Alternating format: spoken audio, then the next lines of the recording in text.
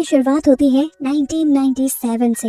एक radio operator को Mexico में अजीब से रेडियो सिग्नल्स रिसीव होते हैं। यही सिग्नल उसके एक दोस्त को अमेरिका में भी रिसीव हुए थे और ये बहुत ही अजीब बात थी। याद ने इन्वेस्टिगेट करने के लिए इन सिग्नल्स को फॉलो करते हुए एक ऐसी जगह पर पहुंचता है जहां पर आग लगी हुई थी। पास जाकर उसने देखा तो यहाँ तो एक मेट्रॉइड गिरा हुआ था, जिसे देखते ही उसका डॉग भौंकने लगा। करीब जाकर जैसे ही इस आदमी ने उस मेट्रॉइड के अंदर देखा तो उस मेट्रॉइड में से अजीब सा धुआं, अजीब सी रोशनी बाहर निकली और वो आदमी वहीं पर गायब हो गया। और फिर सीने ही से कट हो चुके सभी साइंटिस्ट उससे इन्फेक्टेड हो गए होंगे और अगर वो बाहर निकल आए तो इंसानों के लिए खतरा साबित हो सकते हैं। इसलिए इन्होंने फैसला किया कि ये लोग उस फैसिलिटी को ही तबाह कर देंगे। इस चीज के बारे में जब खबर फैसिलिटी के अंदर के लोगों को मिली तो वो लोग बुरी तरह घबरा गए।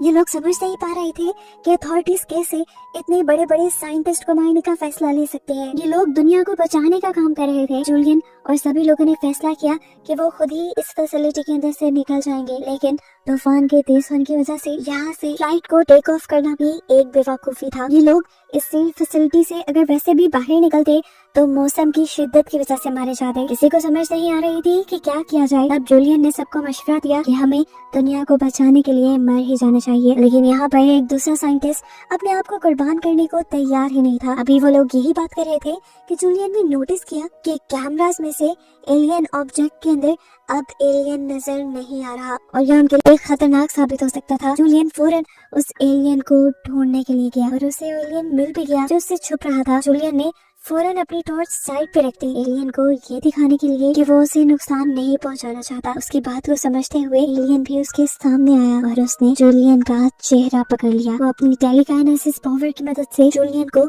बहुत सी चीजें दिखा रहा था। वो जूलियन को शायद अपनी जर्नी दिखाना चाह रहा था कि वो कैसे और कहां से इस दुनिया में आया। लेकिन इससे पहले कि पूरी की पूरी बात जूलियन समझ पाता, पीछे से पायलट आकर उस एलियन के ऊपर गोली चलाकर उसे मार देता है। ये देखकर जूलियन बहुत ज्यादा घबरा गया क्योंकि उसे लगता था कि अब वो मारे जाएंगे। जूलियन का ख्याल था कि उस एलियन के कांटेक्ट में आते ही यहाँ पर मौजूद सभी लोग मारे गए, लेकिन अगर वो लोग जिंदा हैं तो इसका मतलब था एलियन ने उन्हें अपना होस्ट बना लिया था और अगर एलियन मर चुका है तो शायद वो भी जल्द ही मर जाएंगे। जूलियन की ये थ्योरी यहाँ पर मौजूद सभी बायोलॉजिस्ट को बेकार लगती है और ये लोग यहाँ से बाहर जाने की बात करते हैं, लेकिन जूलियन सबसे कह देता है कि जब तक यहाँ पर सबका ब्लड टेस्ट नहीं हो जाता कोई यहाँ से बाहर नहीं जाएगा। सबका ब्लड टेस्ट होता है और सबकी बॉडी में वो एलियन वायरस पाया जाता है जो कि बाहर जाते ही सब लोगों को मार देता। इन लोगों को उसने इसलिए नुकसान नहीं पहुंचाया क्योंकि इनकी बॉडी को उसने होस्ट बना लिया था। जूलियन की बात मानते हुए केट यहाँ पर एंट्रेंस का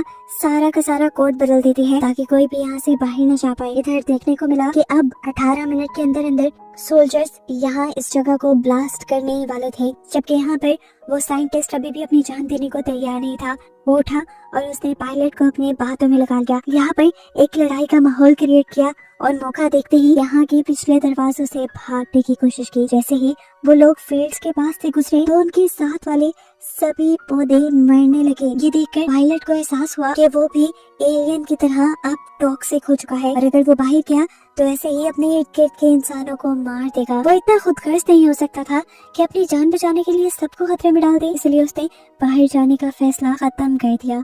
और उसका ये डिसीजन देखते हुए साइंटिस्ट को गुस्सा आया और साइंटिस्ट ने उसके ऊपर गोली चला दी। जैसे ही ये खबर जूलियन को मिली कि वो साइंटिस्ट यहाँ से बाहर भागना चाह रहा है, जूलियन उसे रोकने के लिए आया, लेकिन देर हो गई। वो साइंटिस्ट दरवाजा खोलते हुए यहाँ से बाहर चला गया था, लेकिन इससे पहले कि वो आजाद हो जाता हमें पता चलता है कि उस एलियन शिप के अंदर से निकलने वाली एनर्जी इस पूरी फैसिलिटी को अपने घेरे में लिए हुई थी, जिसके कांटेक्ट में आते ही वो साइंटिस्ट तो फौरन मारा गया। लेकिन जूलियन ने होशियारी दिखाई और यहाँ पर सांस लेना ही बंद कर दिया और उसने फील किया कि ऐसा करने पर तो उसकी जान बच रही थी। ये साथ होते ही वो फौरन फैसिलिटी के अंदर गया और सभी साइंटिस्ट को यहाँ ले आया। उसने बताया कि इस रोशनी के अंदर अपनी सांस आहिस्ता करके खड़े होने पर ये लोग मिसाइल के हमले से भी बच सकते हैं, क्योंकि हम लोग एलियन होस्ट बन चुके हैं और ये एलियन एनर्जी अपने होस्ट को बचाएगी। मरना तो वैसे ही था। सब उसकी बात मानते हुए ये एक्सपेरिमेंट करने लगे और जैसे ही अथॉरिटीज ने इस फैसिलिटी के ऊपर वो मिसाइल फायर किया